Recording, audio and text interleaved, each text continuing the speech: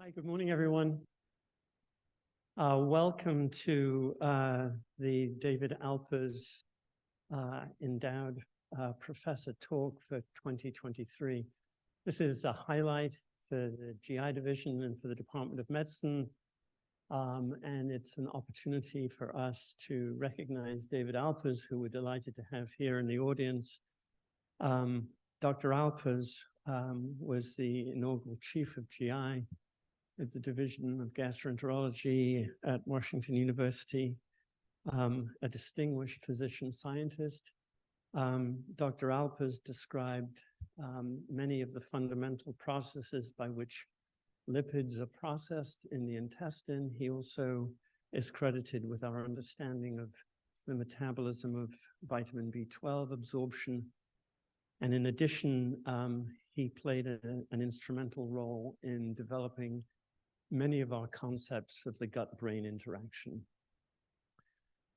Dr. Alpers was also the president of the American Gastroenterological Association, and over the course of his distinguished career, what was recognized was the award of the Friedenwald Medal, which is the highest honor given to a gastroenterologist in our society. So in recognition of Dr. Alpers' contributions, the division has endowed an annual lecture to be given by an esteemed physician scientist, and the faculty get to vote, and this year's honoree is Dr. Jacquelyn Maher from the University of California, San Francisco.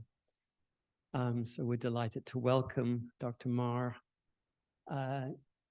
Dr. Maher actually spent time in St. Louis growing up, a graduate of John Burroughs, went to Duke for medical school and internship, and then moved to the University of California, San Francisco for a GI fellowship, and stayed on as faculty, rising to the rank of distinguished endowed professor of medicine and chief of the Division of Gastroenterology at San Francisco General Hospital.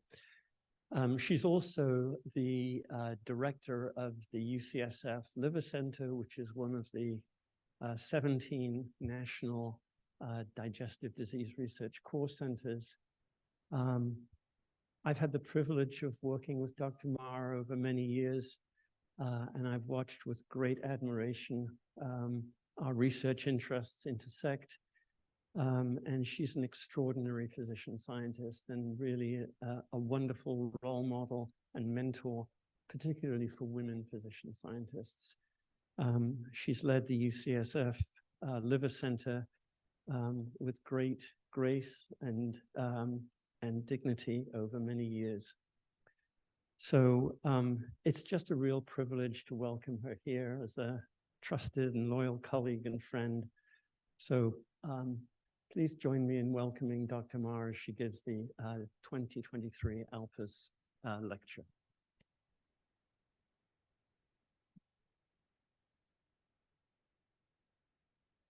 Well, thank you so much, ladies and gentlemen. Thank you, Nick, for the wonderful introduction. And I would really like to start by stating what an honor and a privilege it is to have been bestowed this honor and to be able to pay tribute to Dr. Alpers, for whom this lectureship is named.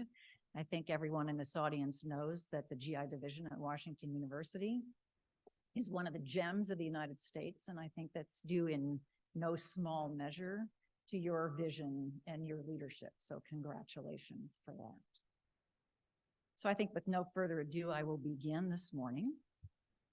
I'm going to talk about non-alcoholic fatty liver disease, which, as you know, has a new name, but I'm going to get to that in a few minutes. And from my perspective as a hepatologist, non-alcoholic fatty liver disease is one of the most dominant aspects of hepatology. But this being medical grand rounds, I know that there are some aficionados like myself in the audience, but I know that this may be a very diverse audience. And so what I would really like to do is to speak to those of you who are in the audience who are not experts, who are either in primary care or in non-GI specialties, to enable you to understand some of the, what I think are the major aspects of the disease, but also to underscore what you can do outside the GI specialty to recognize this disease and to actually manage it in large part outside of a specialty practice. So before I really begin, I would like to just demonstrate that I have a few disclosures. I work as a consultant for the following biotech companies. So I'm going to just for one moment continue to use the term non-alcoholic fatty liver disease, or NAFLD, and I use this pictographic to really just put the names with the visions. And so if you want to keep your eye on the items that are in the middle here, so one goes from a normal liver to the accumulation of fat. And so the terminology there, steatosis, fatty liver, or NAFL without the D. If the disease progresses further to include cell injury, inflammation, and fibrosis, we use the terms steatohepatitis and NASH. And we all know that they can progress to cirrhosis and even hepatocellular carcinoma. So why non-alcoholic fatty liver disease? The reason is that histologically, as you can see in the bottom right, the histologic manifestations of the disease look very much like alcoholic liver disease, actually almost indistinguishable from alcoholic liver disease, hence the nomenclature. So the term non-alcoholic fatty liver disease, NASH and NAFLD, was actually coined in the late 70s and early 80s. But ever since its inception, there really has been angst that the term is not totally appropriate as a moniker for the condition it describes. And yet, over the years, there had been grumblings, but no specific movement in order to change the name. Why do we think that it's an inappropriate name? Well, really for three reasons. One is that there are people who don't like the term non to describe what it's not. You typically don't describe a disease by what it isn't. Second, it includes the term alcohol, and patients in particular bristle at the concept of being told that they have a disease that is alcohol related, when in fact they're not supposed to be alcohol drinkers in order to be diagnosed with it. And finally, the term fat, which also has its own stigma. So for all three reasons, this was felt to be really an inappropriate way to describe the disease. But it took until 2019 and 2020 for a group of about 31 physicians internationally to come together and through a Delphi process decide that the disease needed to be renamed. What they did was to take out the non, take out the alcohol, and to highlight that the disease is actually related to metabolic dysfunction, as you can see here. So the term then changed to metabolic dysfunction associated fatty liver disease. So NAFLD became MAFLD. But almost as soon as this was published, it was determined by a larger group of experts that we hadn't gone far enough, that there really needed to be much more detail placed in the new nomenclature if it was going to be adopted. So a group of over 250 physicians from over 56 countries repeated the Delphi process and came up with a much more elaborate nomenclature that I'm going to show you on the next slide. So this is now what steatotic liver disease looks like. It's rather daunting, and I think that we're all going to actually need to spend a little bit of time getting used to it. So at the top is actually steatotic liver disease, the umbrella that captures any liver disease that is manifest by the inclusion or accumulation of fat within the liver. So over on the left, you see our old friend metabolic function and dysfunction associated steatotic liver disease. So MAFLD has now become MASLD, but there's a lot more room for the description of other aspects of liver disease that includes the accumulation of fat. So I'm going to go to the right for a minute and say, here's alcohol-associated liver disease, which is now under the umbrella steatotic liver disease. And it continues to have the nomenclature ALD. Also included are a number of other specific fatty liver diseases that induced by genetic disorders or by drugs. And so those are underneath the major umbrella. The one that is, I think, most significant is the combination of alcohol consumption and metabolic liver disease. And I think this is the one that's going to be the hardest one for all of us to adopt, but I can understand the reason why. So many individuals have a combination of metabolic dysfunction and are alcohol consumers. And so as you can see here, there is a spectrum of those who drink lightly or those who drink heavily. So the nomenclature now will look like MASLD, with those being either MASLD predominant or ALD predominant. And so we will see over the test of time whether this actually pans out. I think the effort has been Herculean, and I'm hoping that the nomenclature sticks. So with that in mind, now that we know the nomenclature, what do I think are some of the important things that you need to know about MASLD if you are not an expert? So first, as many of you already know, MASLD is a global health problem. It actually affects 25% of the world's population. And interestingly, that tends to be relatively symmetric across all continents, with a possible exception of Africa. Secondly, MASLD is becoming so prevalent that it's almost overtaking alcohol-associated liver disease as the primary reason for liver transplantation in the United States. As you can see here, MASLD is on the rise, but alcohol still beats it out in the US. But if you look on the right, this is the rate of rise of MASLD as an indication for transplant over the same period, 2002 to 2018. The rate of rise of MASLD is enormous compared to alcohol.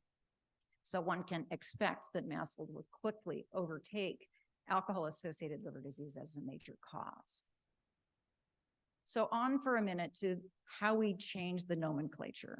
So NAFLD is now MASLD, the overarching umbrella. It encompasses two conditions that I've shown in the pictographics as well. On the left is the milder disease that typically is associated with just steatosis.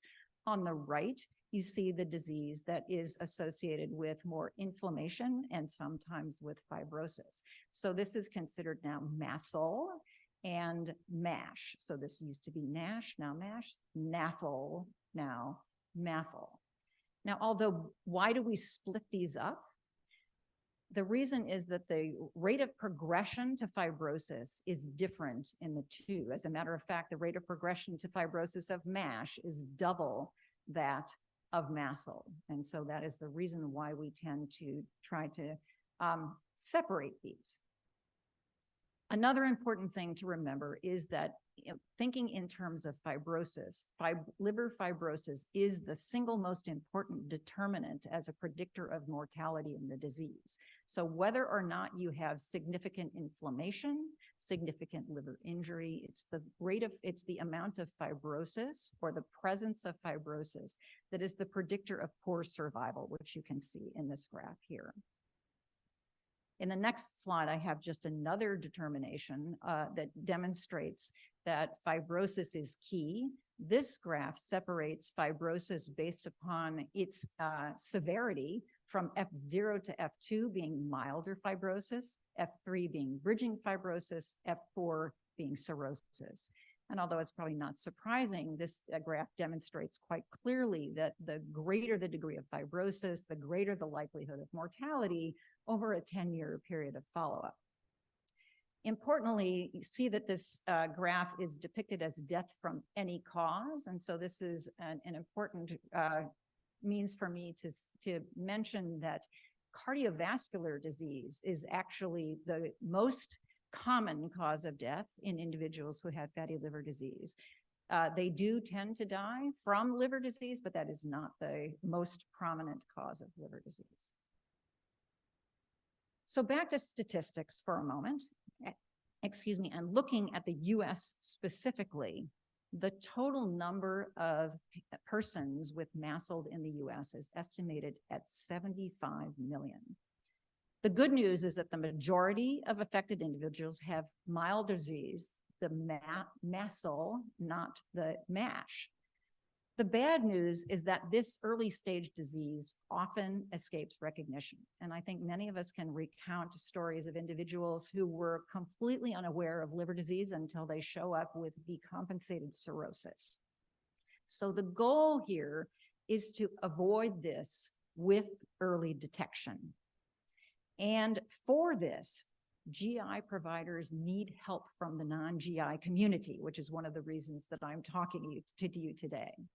So in about 2020, the GI societies, first begun by the AGA, launched a public awareness campaign, actually did some needs assessment and some education awareness, and tried to determine provider awareness of MASLD and MASH, and wanted to use the information that they gained to develop tools and guidelines to aid in diagnosis and management.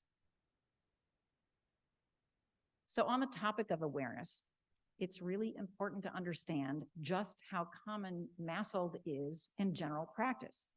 It's not surprising to think that if someone is obese, there's a 70% chance that they may have a fatty liver. What's less well recognized is that over half of patients with diabetes, whether or not they, type 2 diabetes, whether or not they are obese, can also have fatty liver.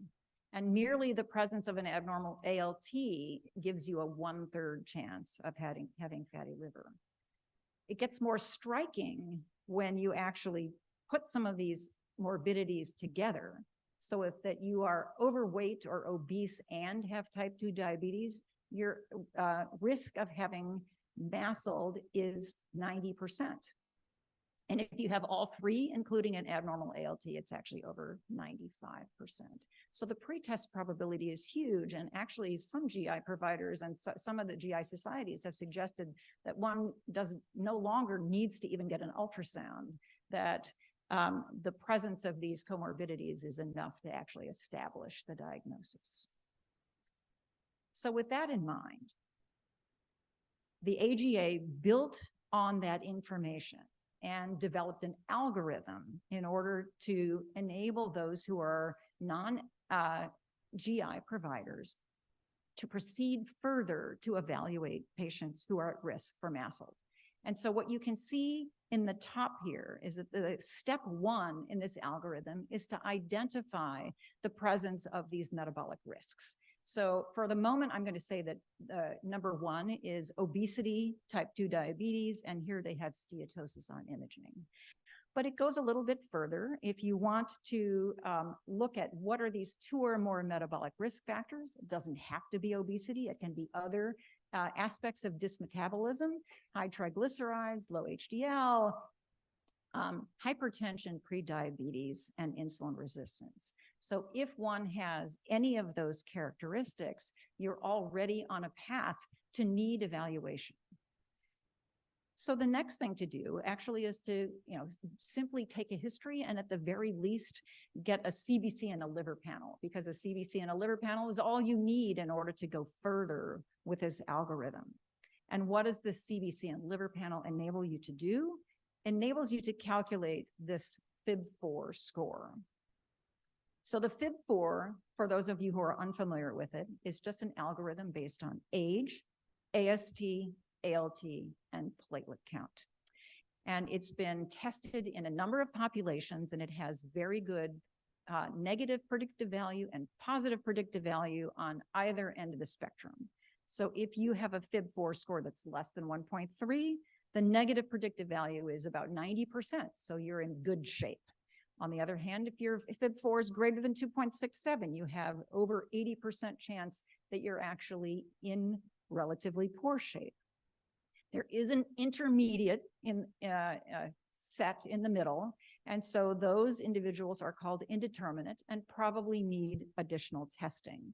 But that's not what I'm going to concentrate on today. I'm going to concentrate on those individuals who I'm going to call low risk.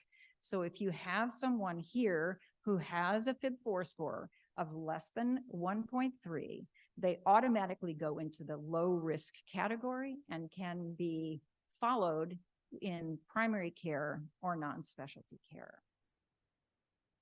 So continuing with this algorithm, there are plenty of calculators out there that enable you to calculate the FIB-4 score.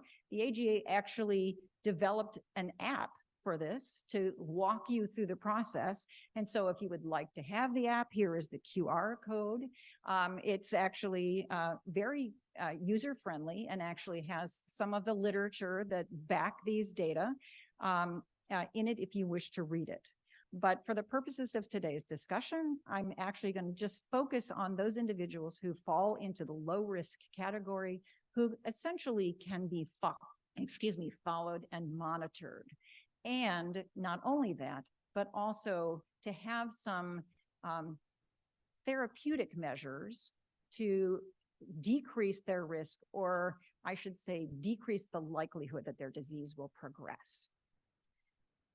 So what is recommended, another algorithm here from the AGA, for the management of the low-risk individual with MASLD?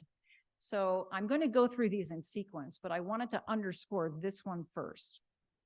Pharmacotherapy for NASH is not recommended. So you don't want to give these patients vitamin E. You don't want to consider them for obeticholic acid or any other drug that's on the market.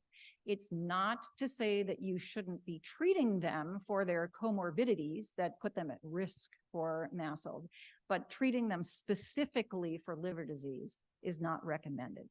That said, there are a lot of other things that you can do, and I'm going to go through those rather rapidly in sequence. There isn't really enough time for me to show you the literature behind these recommendations, but I will guide you to two very thorough guidelines that have been recently published, one by the AGA in Gastroenterology and the other as a combined effort from the Endocrine Society and the MASLD that have very well established evidence-based guidelines for all of the recommendations that I'm going to show to you in the next few slides. So first, what about diet and exercise, the so-called lifestyle modifications? So the general recommendations I'm sure you're well aware of. So try to aim for an energy deficit of at least 500 kilocalories a day. If you want to see what kind of a diet should you eat, probably a Mediterranean diet is the most useful.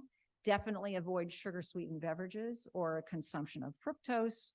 Try to exercise for 20 to 45 minutes daily or more 3 times a week, and restrict or eliminate alcohol consumption, because there is evidence that even lower levels of alcohol consumption can raise the risk of progression. I put here in italics time-restricted feeding. It is not part of the guidelines. It is a rather popular methodology these days. I actually happen to be a proponent of it myself, but it's not made it to the point of reaching guidelines. Second, I'm going to go to the bottom and talk about management of diabetes and cardiovascular disease. So hypertension and hyperlipidemia should be managed as appropriate. So the use of ACE inhibitors or ARBs. For hyperlipidemias, I want to underscore that statins actually are not only acceptable, but actually recommended for people who do not have advanced liver disease.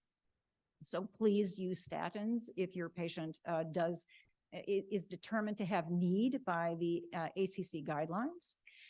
And for diabetes, there are actually a number of options. The recommended options that tend to have an impact on the liver are pioglitazone, GLP-1 agonists.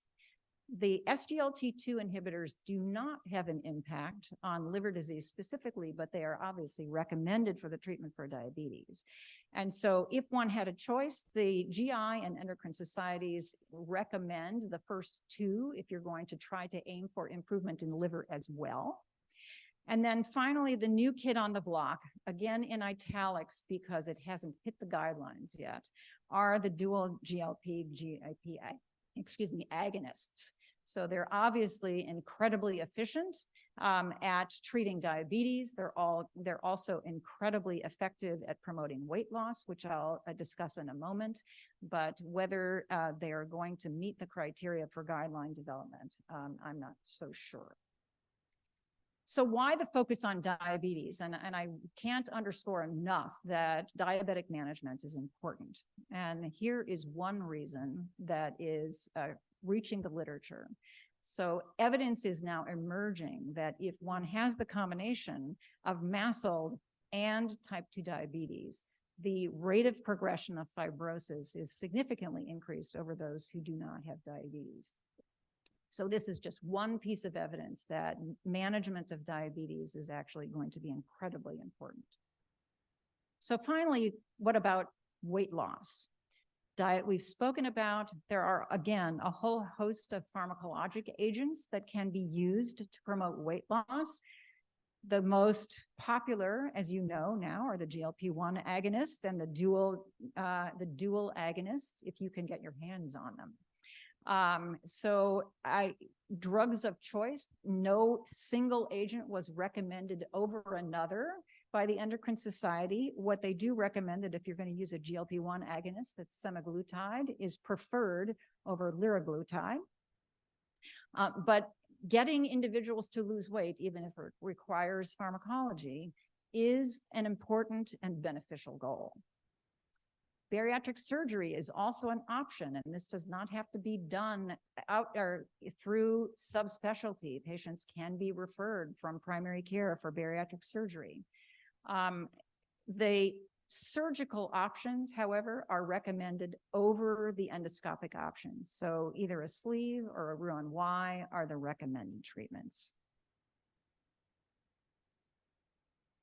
So I'd like to just say that the take-home message from this section is that there's a virtual iceberg of individuals who have low-risk MASLD in the United States that can and should be identified with a series of simple tests that are readily available in the primary care setting.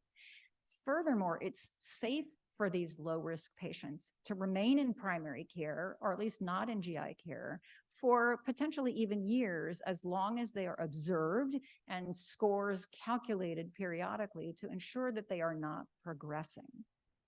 While these individuals are under observation in the primary care setting, they should be offered evidence-based treatment for their comorbidities, which could include cardiovascular disease, diabetes, and their obesity. And because the treatment of all these comorbidities often leads to secondary improvement in liver fibrosis. And because the need is so great, I'm here standing in front of you as a member of a GI society saying that we are calling on non-GI specialists to help us to actually achieve this goal. And so we would like to do it by promoting what I call the 3 A's: awareness of the disease, the use of algorithms or apps for risk stratification, and finally, to take advantage of all of those treatment options. So now I'd like to switch gears for a moment and introduce the second part of my discussion by making the following point. What I've talked to you about thus far is the management of what I'll call modifiable risks for MASLD, but there's also unmodifiable risks for MASLD, namely your heritage. And so I'll spend the rest of my time today talking a little bit about the genetics of the disease and my experience with disease modeling. So MASLD is known to run in families. It's been demonstrated with twin studies. It's been demonstrated with family kindreds. It's been demonstrated in larger population studies. One of my favorite pieces of evidence is this observation from the Dallas Heart Study that was actually published now 20 years ago, demonstrating that individuals of different races and ethnicities have different rates of developing hepatic steatosis for the same BMI. It's kind of hard to see the lines, the slopes of the lines on this graph, but the greatest slope for individuals to have steatosis with BMI are those who are of Hispanic ethnicity. The lowest is Blacks and intermediate is white. And so the information that initially was begun in this Dallas Heart Study was ultimately used to develop one of the first GWAS for non-alcoholic fatty liver disease that led to the discovery of PNPLA3, which is now considered a genetic variant that tracks very closely with the disease.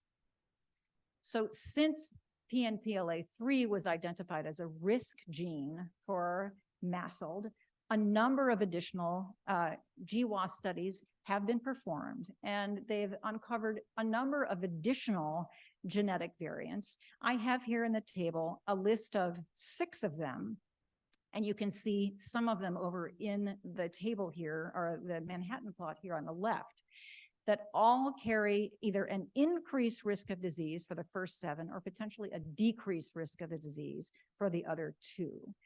All of them, interestingly, do affect lipid homeostasis to one degree or another.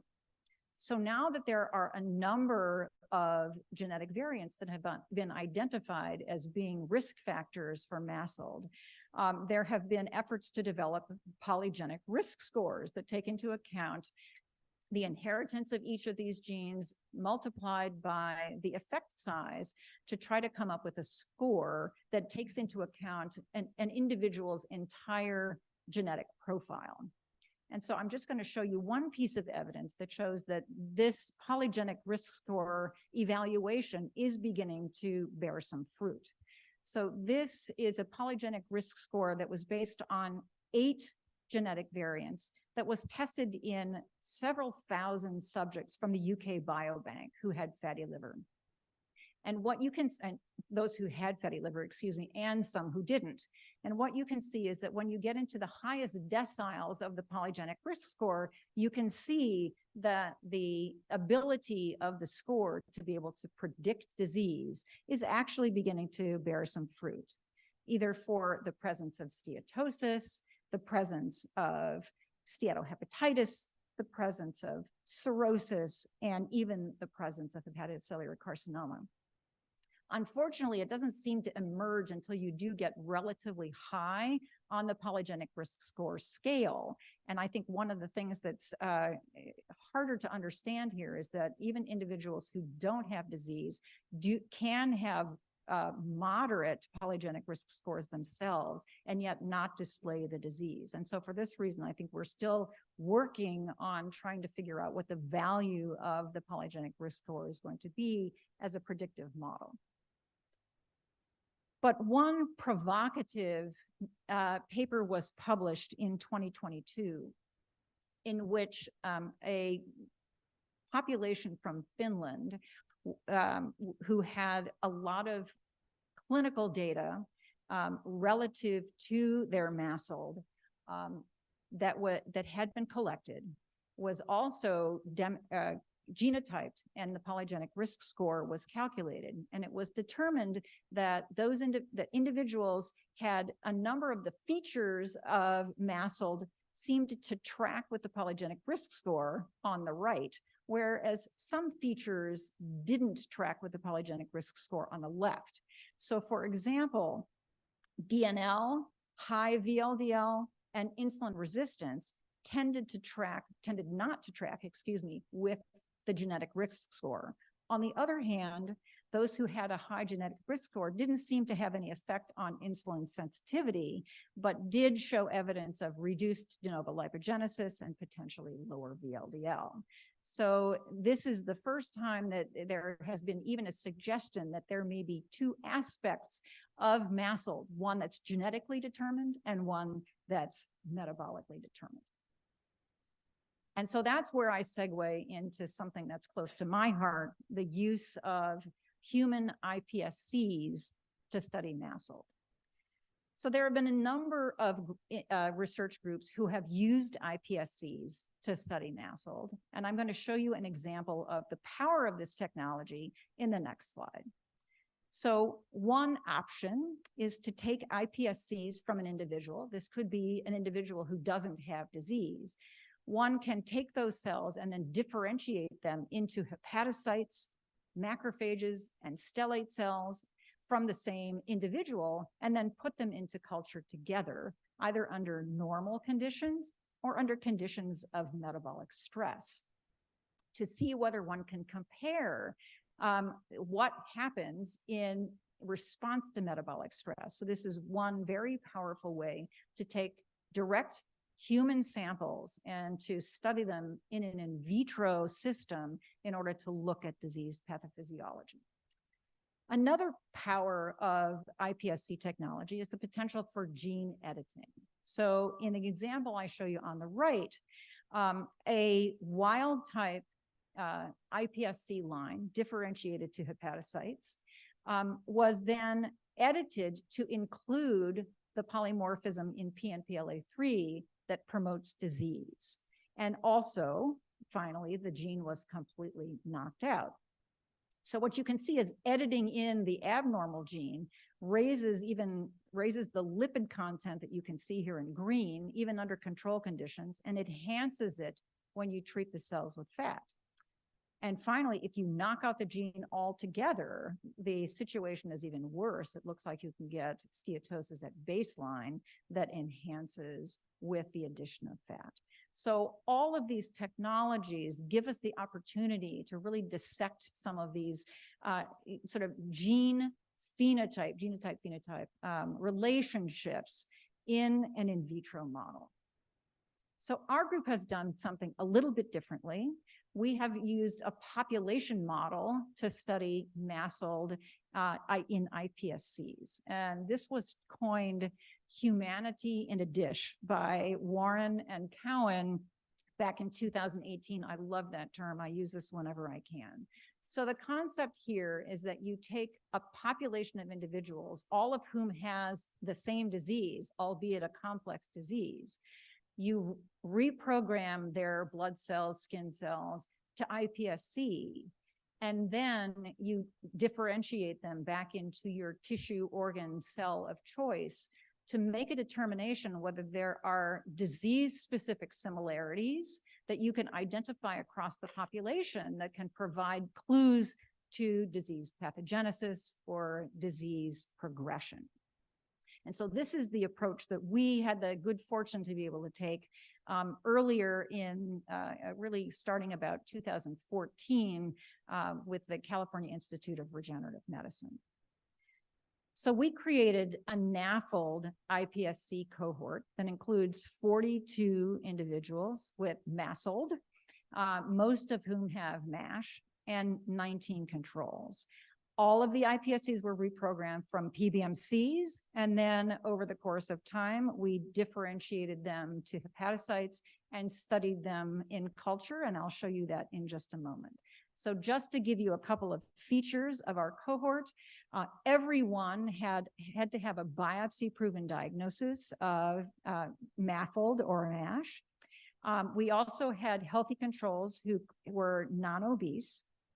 We have annotated clinical data, and because I work in a city hospital population in San Francisco, our population is highly enriched in Hispanics and Asians, very few Caucasians, and actually no African Americans.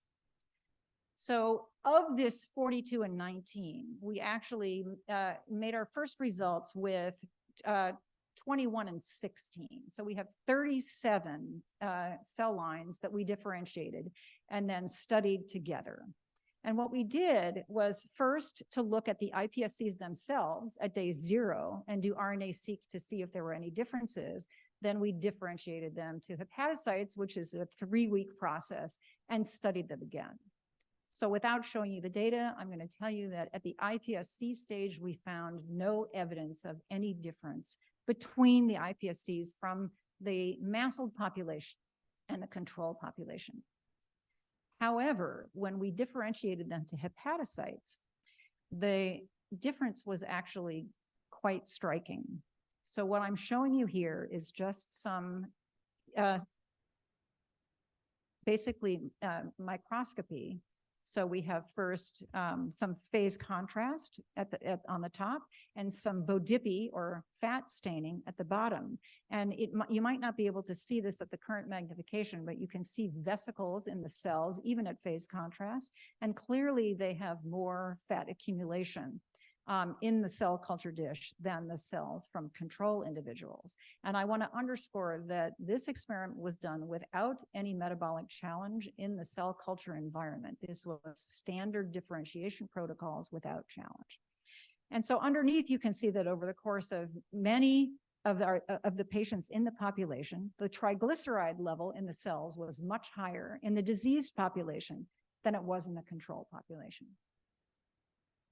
Even more striking, when we did RNA sequencing on these individuals, we found that the controls here in right tended to segregate together, whereas the individuals who had MASLD tended to segregate on the left.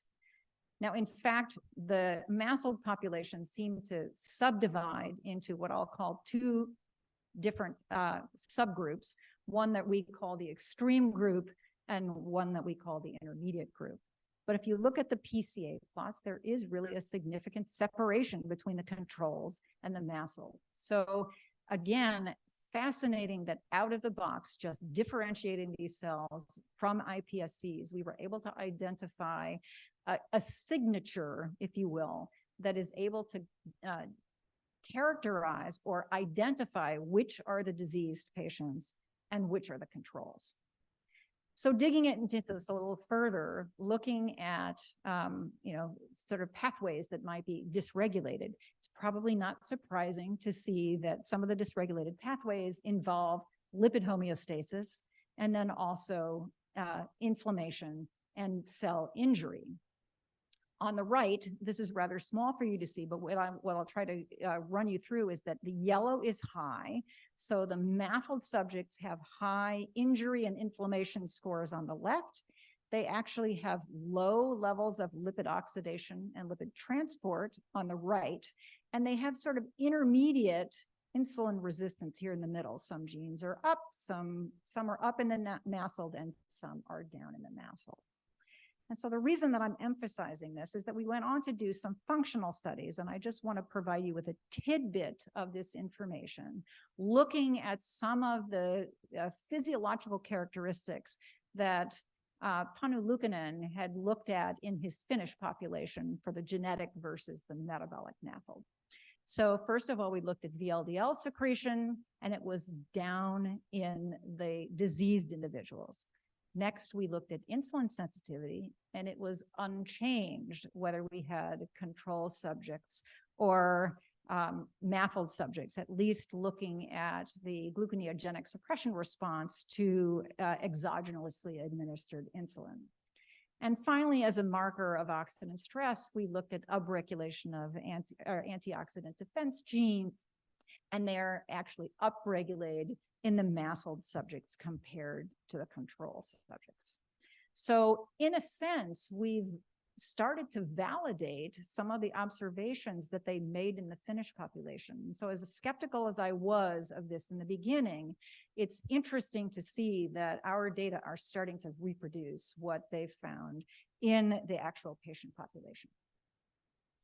So what I'll say now is that, one of the things that really was shocking to us is that, there's a gene and environment interaction in the development of MASLD. We've taken the environment out of the equation by putting these cells into culture in standardized fashion. So if we're seeing a difference, almost by definition, it has to have some sort of a genetic component. So this gives us an opportunity to dig deeper into the genetics of our subjects to see if we can identify any causes. So this is very busy. It shows the genotypes for a number of different risk genes, but I'm going to just direct you over to this side by saying that 62% of our MASLD population actually was homozygous for PNPLA3 GG. And again, that's because the majority of them are of Hispanic descent. The interesting thing is that 19% of the control subjects are all also PNPLA3 GG, and yet they are solidly within the control group, as you can see here in the black. So we went ahead and developed polygenic risk scores, as I showed you previously. And clearly, our MASLD population has a higher polygenic risk score than the control population does. But what's a little bit discomforting is that there's quite a bit of overlap. And so the control population is not without genetic risk. So is this really going to be the answer? And I think the thing that really surprised us the most, or intrigued us the most, I'll say, is to try to identify where those 3 individuals in the control population who happen to be PNPLA3 homozygotes live. And as you can see on the left, they're the 3 that are colored red on the top. So clearly the fact that they had PNPLA3 elevated their polygenic risk score. But what I show you in the graph on the right, this is the triglyceride content of their hepatocytes. So we have 3 PNPLA3 GG homozygotes who are controls, who have no fat, and the rest, the PNPLA3 GG homozygotes who are diseased, have more fat. So this, to me, is a paradox, particularly considering what I told you earlier, and these are additional data from our laboratory in collaboration with Holger Willenring, is that you can take a wild type IPS line, you can engineer into it PNPLA3GG, and you see the development of a significantly increased amount of steatosis. You can also engineer in another genetic variant for TM6SF2 and get an increased amount of fat, although albeit not as much as with PNPLA3GG. So if we can turn a cell into a steatotic cell just by making it GG, why are these individuals free of fat? And I think that's our call to action for the next several years. I think one of the most simple explanations, albeit not simple, is that these individuals are not defined by their PNPLA3GG status entirely. They have a whole host of potential genetic variants that either promote disease risk or prevent disease risk. And so the sum total triglyceride of these individuals probably represents a combinatorial feature of whatever their overall genetic profile is. And so what we're going to be doing in the future is to try to deconvolute what's going on genetically in persons such as this that can enable a PNPLA3GG homozygote to be normal when others are not. So with that, I would like to summarize the second part of my talk by underscoring just a few, again, major points. I think I want to emphasize that both genes and environment are important determinants of MASLD.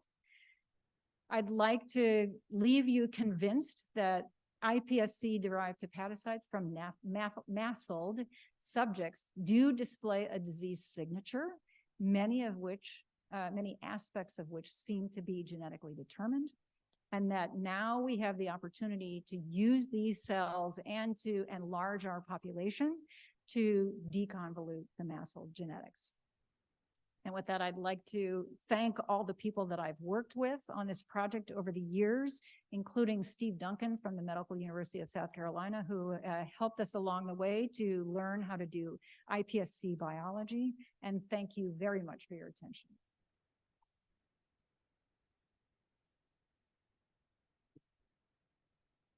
Jackie, thank you. That was fabulous. Really great talk. So I'd like to open the floor for questions. So while people are thinking of questions, I have a couple of them. One, can you talk about thoughts on prescribing statins for patients at risk without hyperlipidemia who have non-MASLD? I guess I'll use the microphone. I would not favor that. I know that there are data that statins in and of themselves can have protective effects, particularly in cirrhosis. But I'm not convinced that there is a sufficient body of evidence to warrant the use of statins to impact liver disease in the absence of hyperlipidemia. Gotcha. Second question is, can you comment on lean MASLD? No.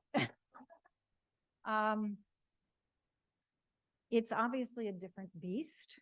You know, they definitely harder to treat. I am not aware that there are really any unique genetic features, which is what I focus on, that is going to identify lean subjects from obese subjects. So, you know, I wish I had something more enlightened to tell you, but I'm actually, you know, hoping that we can learn more about it with more research, because I don't think we really have much in the way of understanding of that just yet. Sounds good. Sorry to put you on the spot. Any questions from the audience? Denon.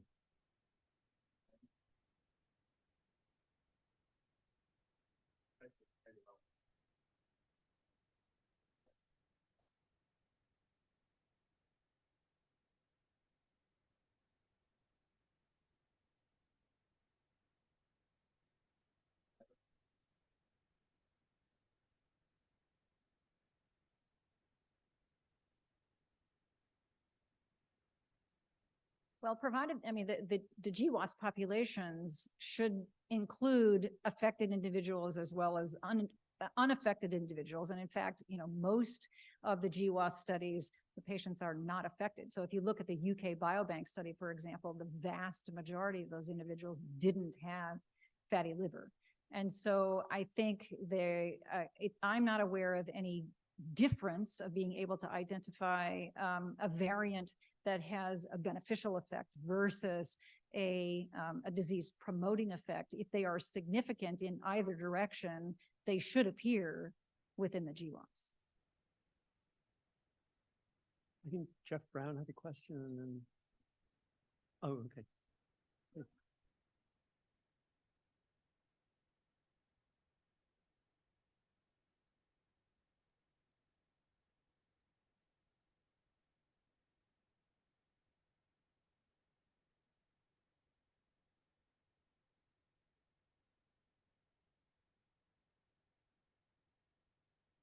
Right. So there are large cohorts. There's a multi-ethnic cohort that's, I think, run out of UCLA, but also in coordination with the University of Hawaii, I believe.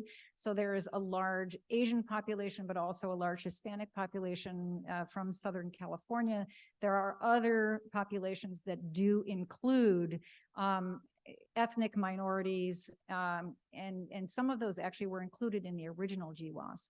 What's actually been uncovered in those is that, first of all, PNPLA3 pops up no matter what the ethnic group is. Certainly the allele frequency tends to be different in certain populations, but it tends to be high in Asians as well as it is in Hispanics, intermediate in whites, and lowest in Blacks. So, and actually, one of the largest GWAS studies actually came out of the VA. And so the Million Veteran Program published a very large GWAS study. I think it was probably now a year ago in Nature Genetics. And they identified 77 variants that met statistical significance. And what I call the usual suspects were part of that. But they uncovered additional ones that may wind up having significance. And so I think the move is going to be to look more deeply into that in very large data set. It was more than 90,000 subjects that were enrolled in that, to see whether some of the variants that were identified in those populations, which were much more ethnically diverse, will wind up showing something that's important. Phil.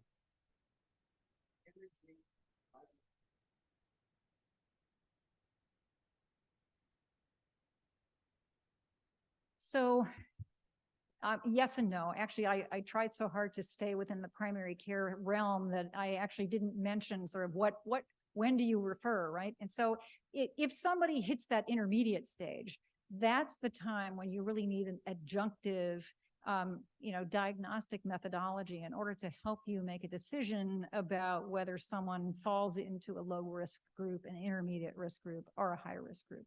So because I wanted to focus on what could be done in the absence of, sort of fancy equipment, you can deal with the vast majority of individuals without needing to do FibroScans. But once you do get into the intermediate range, certainly FibroScan is probably the first adjunctive modality that is utilized in order to try to tease out whether those patients, fit in or need to be followed further.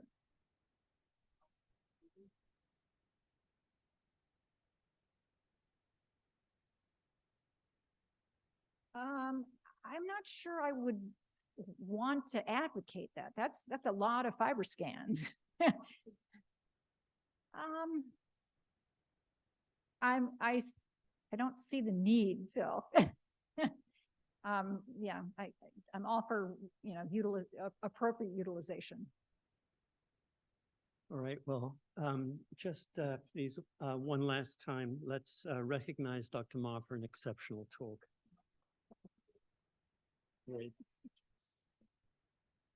We'll take it, we'll pass it up, and Okay. thanks everybody for coming.